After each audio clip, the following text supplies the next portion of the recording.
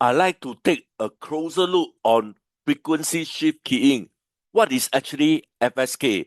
Okay, so FSK is a digital modulation techniques where the digital data is actually transmitted by changing the frequency of a carrier while keeping its amplitude and phase constant.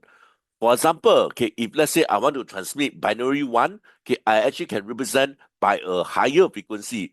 While the message is binary zero, I actually can represent by a lower frequency.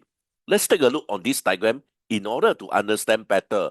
FSK, as I explained earlier on, if let's say the signal is actually zero, I can have a lower frequency to represent a signal zero. While let's say the signal is equals to one, I can have a higher frequency to represent the original signal one. From here, you can see that based on the digital signal one and zero, I basically vary the frequency in order to represent the original digital data. Let's come to the advantages of FM over AM.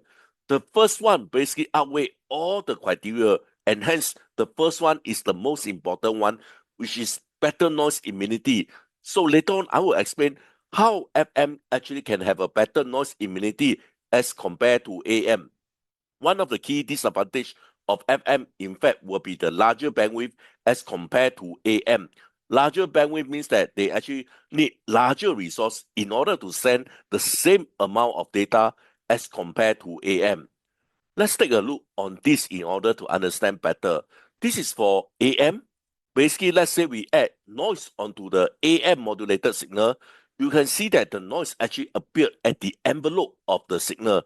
And hence, in short, when I actually do a demod, the noise will accompany the noise, and therefore I may have some issue.